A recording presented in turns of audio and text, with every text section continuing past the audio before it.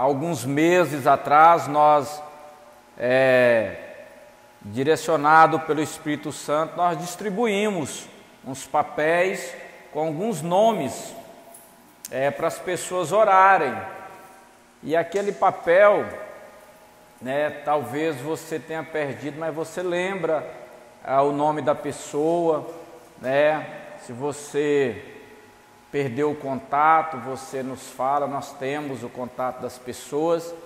E nós vamos, terça-feira, nós vamos fazer um culto de agradecimento pela vida dessas pessoas que o Espírito Santo nos direcionou para orar, não é? Então nós vamos nos apresentar essas pessoas e vamos convidá-las para estarem aqui na terça-feira, dia 26. Vai estar um irmão ministrando aos nossos corações, um irmão muito usado por Deus, muito simples, mas muito usado por Deus. E no nosso culto de terça-feira ele vai estar presente, Então a diaconisa Márcia já está providenciando as mesas, os adornos para a igreja, os enfeites, para nós fazer uma coisa com excelência para Deus, com simplicidade, mas com excelência, oferecermos o nosso melhor a Deus, porque Deus já nos capacitou para tal. Então nós vamos fazer um coquetel compartilhado e trazer os nossos convidados, aquelas pessoas que nós assumimos a responsabilidade de estarmos orando. Se o seu convidado não puder vir, aí você traz outra pessoa, mas ore a Deus para nós não virmos sozinhos, a gente trazer alguém para estar adorando a Deus na terça-feira, num culto festivo, com um lanche compartilhado. E qualquer dúvida vocês podem procurar a diaconisa Márcia, para maiores orientações. E porque a Bíblia nos ensina que nós somos proativos, o crente é proativo, não é verdade? E nós fomos chamados para tal. Hoje comemora o Dia Nacional do Batismo nas Águas, não é? Então, você lembra do dia que você batizou, que você passou pelas águas, que você renunciou o velho Adão. Então, lembre e agradeça a Deus nesse dia maravilhoso, não é? Foi um dia que tem que ficar registrado, aquela foto você tem que guardar e sempre estar lembrando daquele dia maravilhoso quando nós ali fomos sepultados o velho Adão. E é verdade que de vez em quando ele quer ressuscitar, não é? Infelizmente. Mas nós vamos à palavra de Deus nesta noite. É uma passagem muito conhecida que está no Evangelho de Jesus, segundo escreveu Marcos, no capítulo 3, versículo 13, nós encontramos algo muito interessante que Deus tem falado conosco, não é? Nesse momento maravilhoso que o Espírito Santo nos trouxe até aqui a sua casa, nós entendemos que nasceu primeiro no coração de Deus e depois Deus colocou no nosso coração para estarmos aqui. E oxalá que vocês entenderam que o domingo é do Senhor, o domingo é inegociável, porque se o crente salvo, ele não entender isso, ele precisa nascer de novo. O dia que o crente não entender que domingo é do Senhor, que ele trocar o domingo por um shopping, por uma festa, por coisas mundanas e carnais, coisas banais e passageiras, esse crente ele precisa ter um reencontro com Cristo e nascer novamente, porque ainda não conseguiu entender que o domingo é inegociável, porque ele não é nosso, ele é do Senhor. Então diz assim a palavra de Deus, no versículo que nós ora acabamos de falar, e tendo subido ao monte, chamou a si os que ele quis, e vieram a ele. Aqui está falando de Jesus, né? Subiu ao monte. Então, Jesus tinha o bom costume de ir ao monte orar com os discípulos, orar com os demais irmãos. E ali ele chamou alguns, né? A Bíblia não relata a quantidade.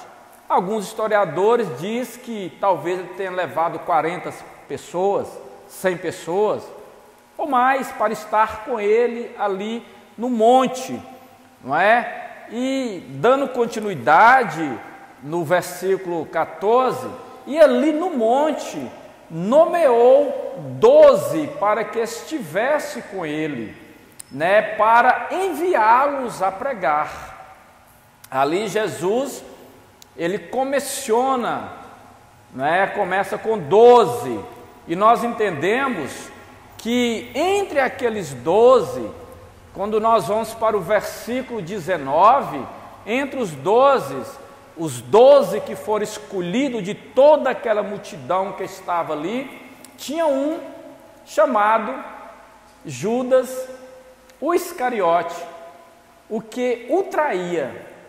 E o que me chamaram a atenção nesse versículo 19, eu não vou me ater a este versículo, mas eu vou abrir só um parênteses para fazer esta observação, que os historiadores dizem que de todos os discípulos, o único que fazia parte da tribo de Judá era exatamente o que havia de traí-lo, e Jesus, por coincidência ou não, também era da mesma tribo de Judá.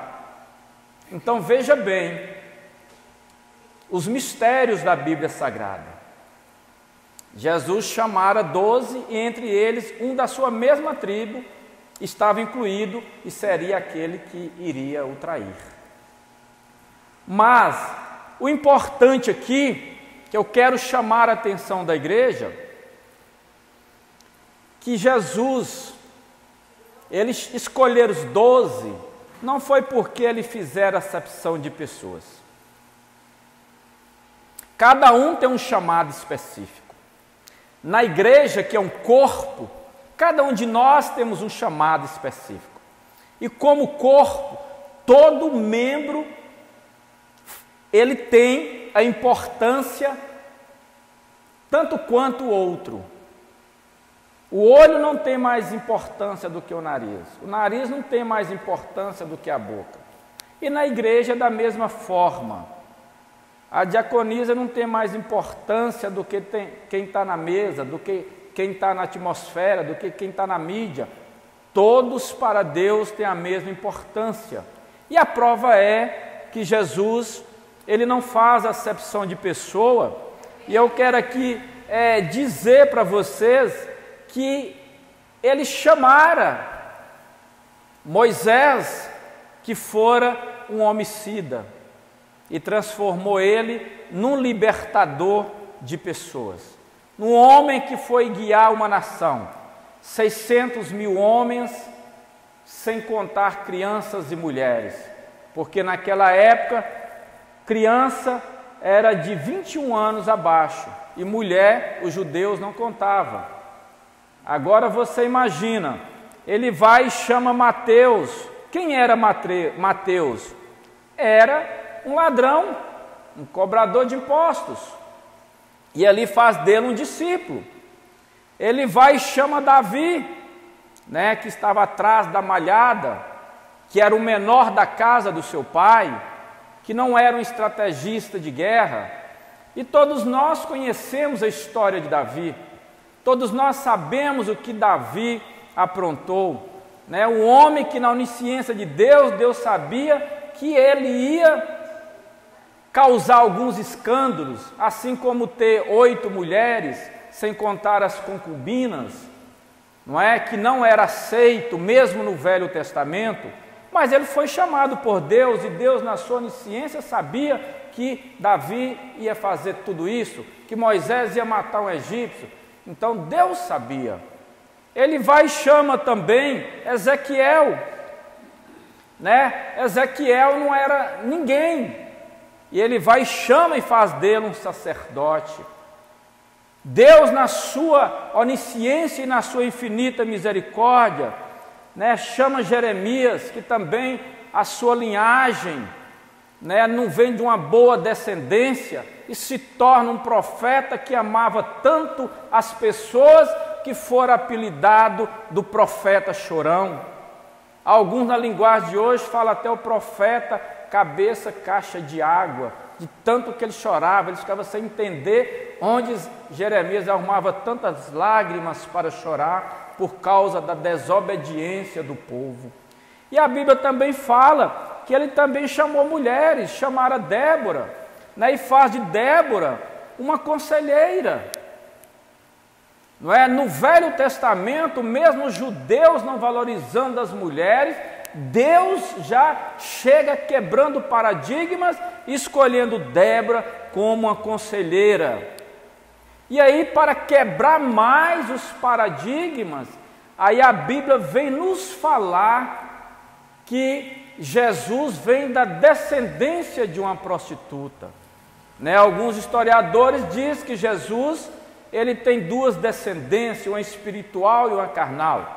Mas vamos falar dessa descendência que ele viera da prostituta Raabe, que todos vocês conhecem a história de Raabe. Então, nós entendemos que Deus, ele sempre quebrou paradigmas. Deus, ele nunca fez acepção de pessoas.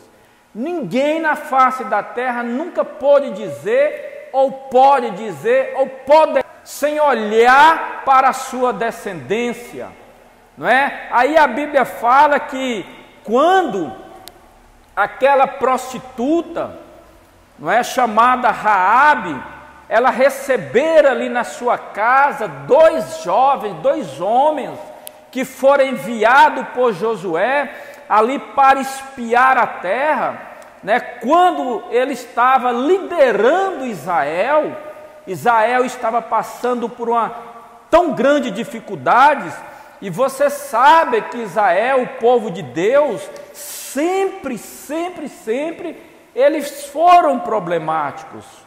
E ali, depois que Josué assume o legado de Moisés, Josué envia ali dois espias.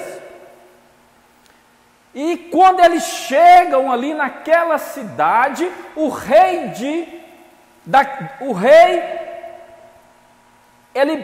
ele sabia o que estava acontecendo.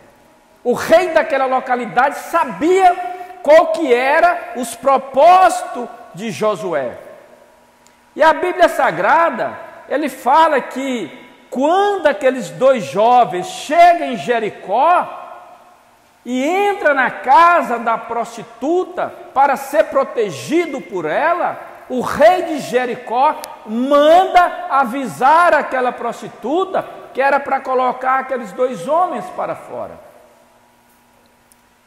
E a Bíblia Sagrada, ela vai nos trazer um relato que muitos não entendem, muitos não compreendem o trabalhar de Deus. Deus usaram a prostituta. Raabe estava vivendo na prostituição.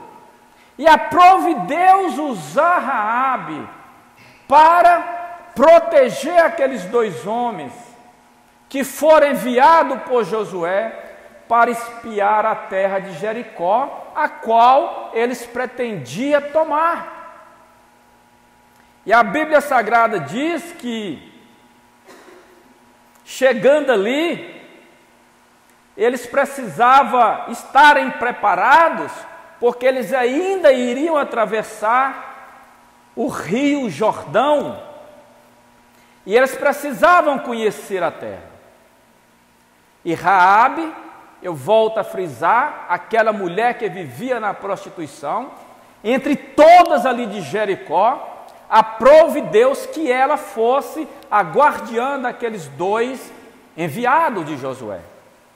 E quando o rei manda que ela coloque-os para fora, ela usa um subterfúgio e mente para o rei de Jericó, dizendo que aqueles 2 jovens não estavam mais ali. Eles tinham saído e ela não sabia onde estavam. Mas naquele momento, ela estava sendo usada por Deus. Sem ela perceber. Se você for ler Josué 4:6, Josué 9:11, você vai perceber que aquela mulher, que era uma escória da sociedade, porque até hoje é assim, até parece que uma prostituta não tem valor, que um usuário de drogas lícitas ou ilícitas não tem valor, e às vezes ficam à margem da sociedade, sem ser compreendida, e muitos de nós às vezes não queremos saber o porquê daquela situação. Às vezes nós queremos apenas acusá-la, ou acusá-la, apedrejá-lo, ou apedrejá-la, sem saber o passado daquela mulher. E o Deus que nós servimos, que é um Deus de amor, que nos amou primeiro, nos chamou, enviar o seu único Filho unigênito para morrer por mim e por você, estando nós, nossos deleites de pecado, e por que não dizer, muitos de nós viemos, talvez também como Raabe, de uma vida devassa, e aprove Deus, através do seu Filho Jesus, nos resgatar, nos usar, nos capacitar, e dizer agora vá e dá fruto. Aí ele faz um pacto comigo e com você. Assim como Josué fizeram um pacto com aquela prostituta. A única coisa que ela pediu, por favor, não me mate. Não mate meus pais. Não mate a minha descendência. E naquela casa ficou uma marca.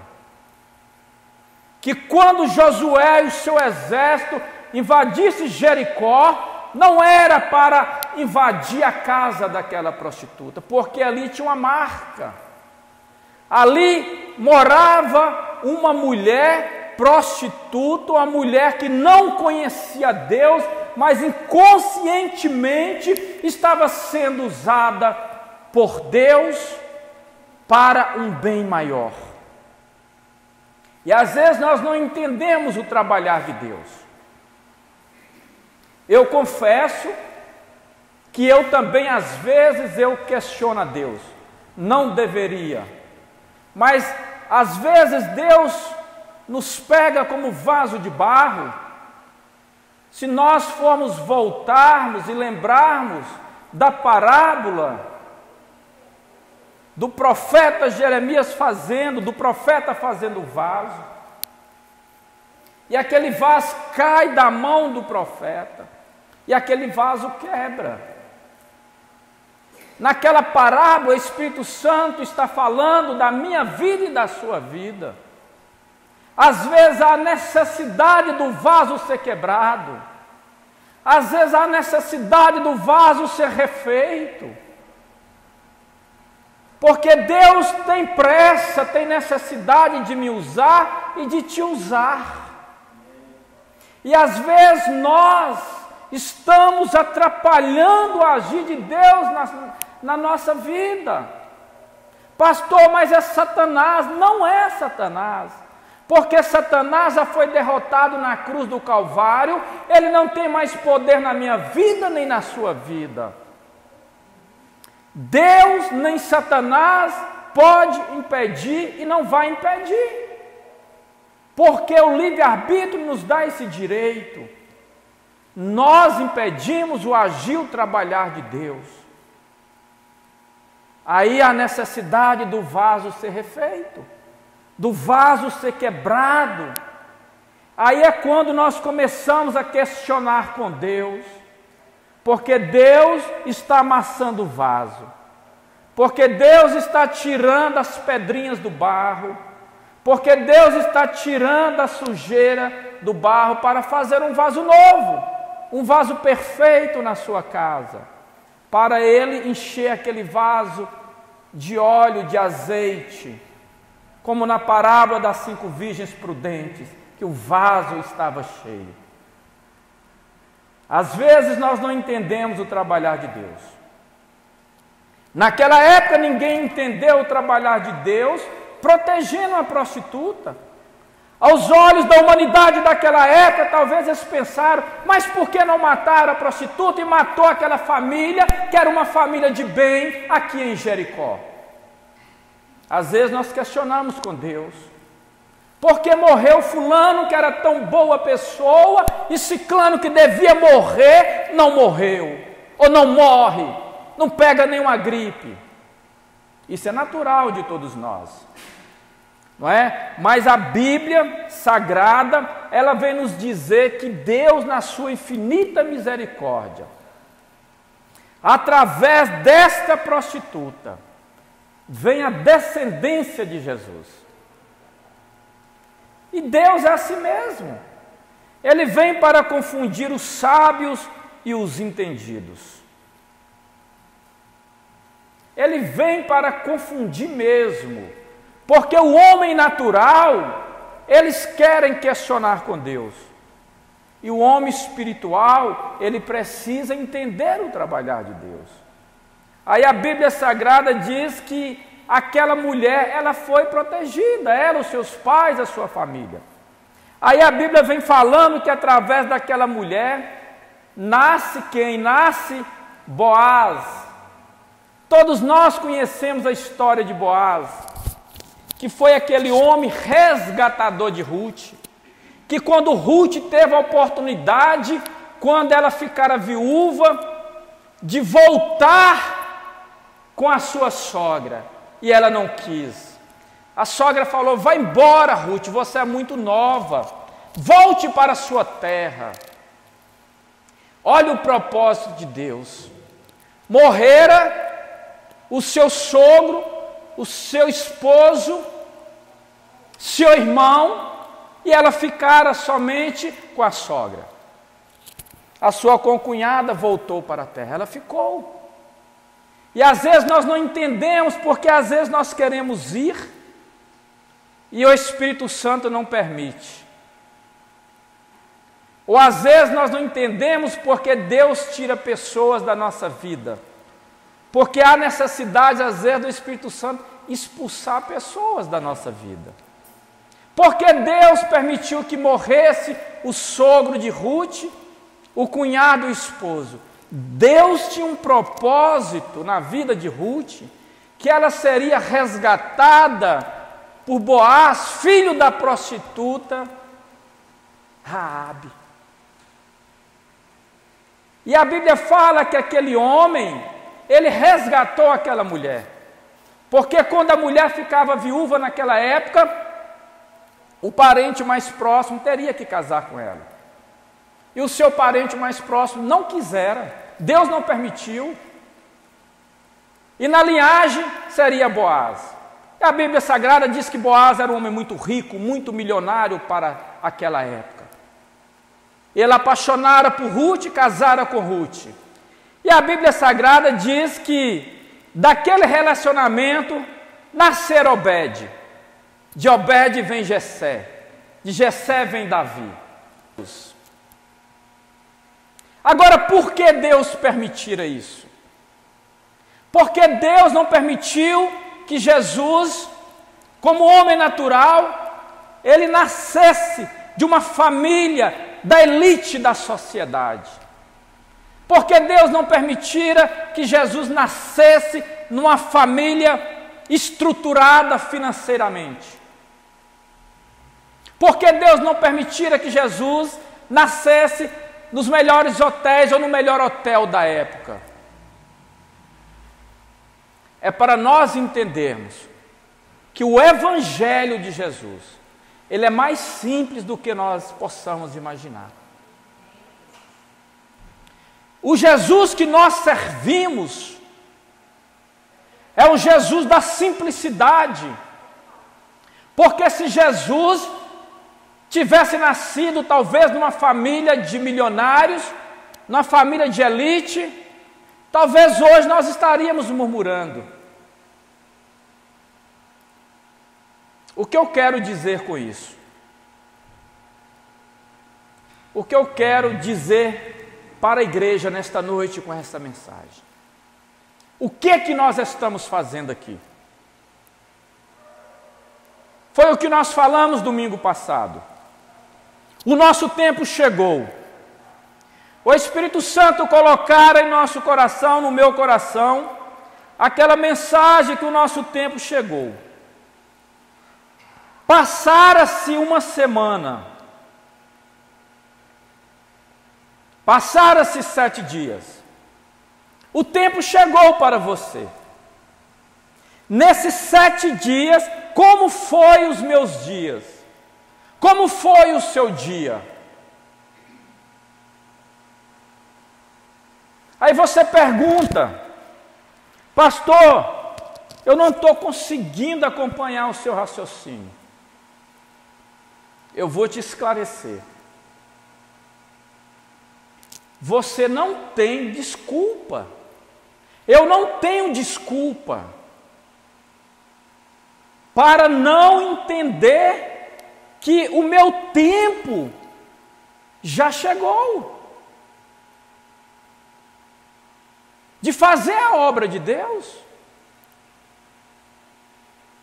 Porque nós não falamos domingo passado, através da boca de João, no versículo 9, no capítulo 9, versículo 4, trabalha enquanto é dia, porque a noite virá.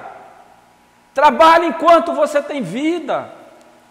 Quando ele fala trabalhe enquanto é dia, porque a noite virá, a morte chegará para todos nós. E passa-se os dias, passa-se os meses, passa-se os anos, e parece que a igreja não entendeu a mensagem. Hoje comemora-se o Dia Nacional do Batismo. Quantos batismos nós já fizemos? 3 anos e meio estamos aqui. Quantas pessoas nós batizamos? Quantas pessoas nós trouxemos para a casa do Abba Pai? 3 anos e meio aqui dentro, e nós ficamos arrumando subterfúgio para ganhar uma alma, para ganharmos alguém para o reino, não para nós. E ali foi necessário Deus usar uma prostituta. O que será mais necessário Deus fazer comigo e com você para nós trabalharmos para Ele? Pastor, mas eu estou trabalhando, eu estou evangelizando, eu estou visitando, eu estou levando a palavra, eu prego no meu trabalho, eu prego na rua, eu prego no supermercado. Meu amado, Deus nos chamou. Hoje na graça nós somos as pessoas responsáveis. Nós não podemos esperar dos governadores, nós não podemos esperar dos políticos.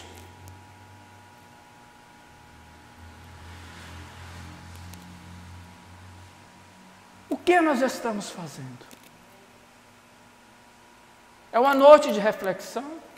O Dia Nacional do Batismo, o Espírito Santo me incomoda. O que você tem feito? O que nós temos feito? Pastor, eu vim receber uma palavra de amor, mas essa é uma palavra de amor. É uma palavra de ajuda. É uma palavra ativacional para ativar o nosso coração, a nossa mente, o nosso subconsciente. Nós precisamos sairmos da zona de conforto, porque tudo já foi feito. Agora ele falou só isso, agora vai, dê fruto. Pastor, mas a obra está excelente, a obra está muito boa. Está, mas nós podemos melhorar um pouco mais. Nós podemos colocar a mão um pouco mais no arado e falar: Deus, eis-me aqui, Deus. Eis-me aqui. Usa-me, desperta-me, aviva-me, renova-me. Eu quero ser usado, eu quero ser usada. Eu quero ganhar almas. Eu quero buscar as almas que estão indo de passos largos para o abismo. Eu não quero ser apenas um membro de igreja. Eu quero ser um ganhador de alma. Eu não quero ser apenas um membro de Life Group. Eu quero ser um ganhador de alma. Eu quero ser aquela pessoa como aquela prostituta que enfrentou o rei de Jericó. Uma mulher que não conhecia Deus, mas fez uma obra que muitos em Jericó não fez. E aprove Deus o nome daquela prostituta ficar no rol da fama do Evangelho e o nome dela ficar registrado na Bíblia Sagrada. Quantos homens e quantas mulheres, talvez aos olhos humanos, eram muito mais importantes do que aquela prostituta Raabe, mas o nome não ficou registrado no livro da vida. Qual o legado que nós iremos deixar? O final é mais importante do que o início. No dia do nosso batismo foi dia de festa, de alegria, de renovo, de batismo, de foto, de abraço, de promessas, de pactos. E depois? E Deus nos ama tanto que Ele sempre vem nos despertar. Desperta, ó tu que dormes, e eu te esclarecerei. Sabe, igreja, nós como igrejas, nós precisamos ser mais ousados como Raabe. E às vezes nós queremos entrar na zona de conforto e falar: não, eu não vou entrar nessa briga. Eu vou pregar o Evangelho para aquele homem, para aquela mulher, eles vão me xingar, eles não me ouvem. Aí eu vou pregar o Evangelho no meu trabalho, para o patrão me mandar embora. Aí eu vou pregar o Evangelho lá no supermercado, para as pessoas me chamar de crentinho, de crentão, ou de santarrão. Eu não vou sair na rua pregando o Evangelho não, porque eles vão me chamar de louco. Aconteceu com Jesus. Aconteceu com Jesus. Você sabia que aconteceu isso com Jesus? Vocês sabiam disso? Vou ler aqui para vocês. Mateus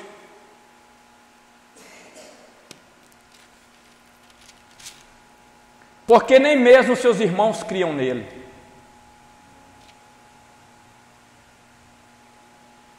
Os próprios irmãos de Jesus não acreditaram nele.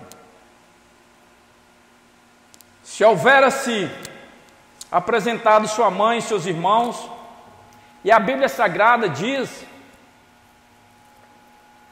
a palavra de Deus diz, que quando Jesus estava pregando, quando Jesus estava anunciando, os seus próprios irmãos queriam o expulsar, ou queriam fazer que ele calasse, porque tinha ele como louco.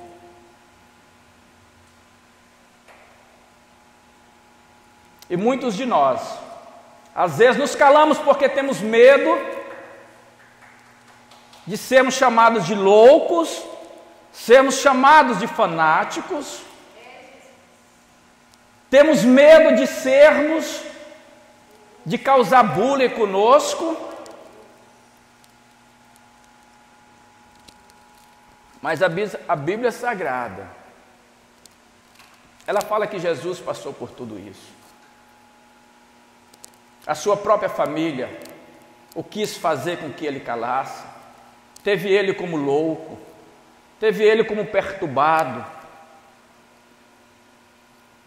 E nós precisamos entender que o apóstolo diz que nós seremos salvos pela loucura da pregação.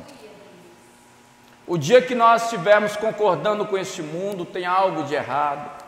porque a Bíblia diz: não concordeis com este mundo nem com as coisas que nele há. Nós somos chamados para fazermos a diferença. Nós temos que ser chamados de loucos mesmo. Nós temos que ser diferente mesmo. As pessoas têm que olhar para mim, para você, e ver algo diferente em nós. As pessoas têm que olhar para mim, para você, e ver Cristo em mim e em você. As pessoas precisam sentir o cheiro de Cristo em mim e em você. As pessoas precisam olhar para você e falar: eu quero ser como você. Eu te acho tão espiritual. Eu te acho tão santo, tão santa. Aí você diz: eu sou santa mesmo, porque a Bíblia diz que seja santo como santo eu sou. Nós temos que andar na contramão da sociedade, porque Jesus andou na contramão da sociedade. Não vá conversar com prostituta, Jesus ia. Não vá conversar com os fariseus, Jesus ia. Não. Jesus andava na contramão da sociedade. E nós, às vezes, igreja, nós precisamos tomar o espírito de Martim Lutero e sermos revolucionários para a nossa época. Precisa levantar-se Martins Lutero do século onde estamos vivendo. E às vezes nós ficamos dentro das quatro paredes orando. Pastor, não oro na igreja, mas oro em casa, oro no meu quarto, ora. Se você for ler o livro de Martim Lutero, ele fala que ele jejuava tanto até vomitar sangue. Ele orava tanto, e as almas não vinham. Aí Deus falou com ele: se você não for atrás, elas não vão vir. Você vai orar, vai jejuar, mas você tem que ir atrás das almas. E se você ler o livro de Martim Lutero, lá tem esta frase: as almas começaram a vir quando ele foi atrás das almas. Quando ele foi falar daquele Jesus, que naquela época ele foi expulso do mosteiro. Naquela época ele teve que fugir, se esconder para não ser morto, mas não negar a sua fé. O padre louco, o padre revolucionário, o padre que quebrou todos os paradigmas, que enfrentou bispo, enfrentou arcebispo, enfrentou o governo, mas porque ele recebera a revelação do Espírito Santo. E onde estão os Martim Lutero? Nós não queremos pregar no trabalho, nós não queremos pregar em praça pública, porque é vergonhoso, nós não queremos pregar no supermercado. Aí a gente fica no WhatsApp mandando mensagem. Nós temos que olhar no olho da pessoa, e a pessoa olhar dentro dos nossos olhos, e ver Cristo em nós, e sentir o cheiro de Cristo em nós, e sentir empatia por nós, e você colocar a mão na cabeça da pessoa e ministrar a bênção, ministrar a cura, ministrar a libertação. Precisa acontecer comigo e com você. Mensagem no WhatsApp não salva. É bonito, legal, continua mandando, mas nós temos que abraçar a pessoa. E ela sentir o calor humano, ela sentir que nós temos a unção do Espírito Santo em nossas vidas. Sabe, irmãos, nós precisamos pegar na mão da pessoa e dizer: eu te amo, Jesus te ama. Vocês lembram muito bem de um testemunho, eu já vou encerrar, de um irmão, hoje ele é diácono na igreja do Evangelho Quadrangular. Mendigo, dormindo no posto de gasolina. O saudoso pastor João Carlos passara perto dele e falou: Ei moço, Jesus te ama. Jesus te ama. Foi a única palavra que precisou para aquele mendigo sair daquela zona de conforto, que para ele estava tudo acabado, ele era um conforto, ele saía pelo dia, pedia esmola, comia à noite, dormia no posto de gasolina.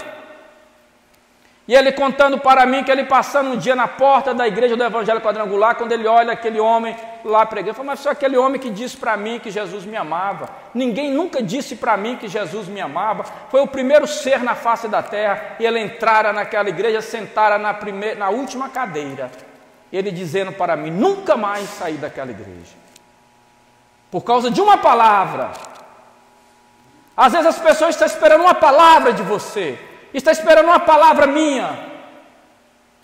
Às vezes está lá moribundo, esperando que você vá e dê um abraço e fala, não está acabado, para você tem jeito, eu te amo e Jesus te ama. Deus me enviou aqui para dizer para você que Ele te ama, Ele quer te salvar. Porque a palavra tem poder. Se você ler o livro, a palavra tem poder, você vai entender. Porque às vezes a palavra se perde ao vento. Então esta é uma palavra não exortativa, uma palavra motivacional e ativacional, para ativar o seu subconsciente, para te motivar. Porque nós não podemos esquecer, igreja, que naquele dia, a única coisa que Jesus vai perguntar, apresente-me as tuas mãos, o que tens preparado? O que você tem para me apresentar? Então, nós precisamos entender que nós viemos de uma linhagem, de uma pessoa que era escória da sociedade. O nosso Salvador viera de uma linhagem que ninguém dava nada por ela. E talvez muitos de nós que estamos aqui, ninguém dava nada por nós, quiçá não dá nada por nós até hoje. Nos considera como um povinho. É porque eles não receberam também a revelação do Espírito Santo, que para Deus nós somos mais importantes do que Bill Gates, o segundo homem mais rico do mundo. O mundo não entende que nós somos mais importantes do que o presidente da nação mais poderosa do mundo. O mundo não entende que o nosso nome está escrito no livro da vida. O mundo não entende que nós temos autoridade dada por Deus, mas nós precisamos exercitar essa autoridade que Deus deu a mim, que Deus deu a você. Sabe, igreja, a minha oração é que nós saiamos daqui desta noite com a nossa mente mudada, que nós saiamos daqui desta noite como verdadeiros Gideões, como verdadeiros atalaias, como verdadeiros anunciadores de boas novas, que nós saiamos daqui desta noite não como apenas mais um culto, que nós viemos oferecer a Deus, e Deus já recebeu o nosso culto, que nós possamos sair daqui desse culto maravilhoso, e sairmos como revolucionários, sairmos como verdadeiros protestantes, como aqueles que não sentam em roda de escarnecedor, pois a Bíblia nos relata que as más conversações, elas corrompem os bons costumes, e nós vamos revolucionar o nosso habitat, nós vamos revolucionar o nosso local de trabalho. Deus vai nos usar, Ele tem pressa de nos usar. Pastor, poderia ser outra mensagem, concordo plenamente, mas o Espírito Santo colocar esta mensagem em meu coração. Não importa de onde você veio, não importa a sua descendência, não importa o que falam de você, seja um Moisés transformado, seja um Mateus transformado, seja um Davi transformado. Pastor, mas Davi aprontou tudo, mas era segundo o coração de Deus.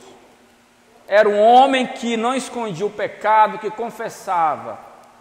Era um homem que não usava de subterfúgios. Por isso que ele assumira o lugar de Saul. Porque Saul estava no posto, no poder, mas ele queria a glória para ele.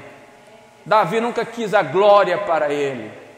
Mesmo ele errando, Deus usava de misericórdia com Davi, assim como usa para comigo e para com você. Agora você precisa entender que você é santo, que você é santa. Você precisa entender que você fora escolhida, que você fora escolhido por Deus. E tudo na nossa vida tem um propósito. Leia o livro Uma Vida com Propósito. A sua vida tem um propósito. Você está aqui, Deus tem um propósito na sua vida, Ele quer te usar. Amém? Eu te convido a colocar em pé. Nós vamos orar, eu quero orar por você e com você. Em nome de Jesus. Eu peço ao Espírito Santo, sabe? Convido aqui o cooperador Gilvan para me ajudar em oração, nessa oração. Nós vamos unir nossa fé. Eu quero que você abra seu coração nesta noite. Eu quero que você peça o Espírito Santo para te encher. Peça o Espírito Santo para acender o pavio, porque às vezes o pavio está fumegando. Peça o Espírito Santo para acender o pavio, para te devolver a alegria do Espírito Santo, força, graça, unção, autoridade e intrepidez. Em nome de Jesus. Amém?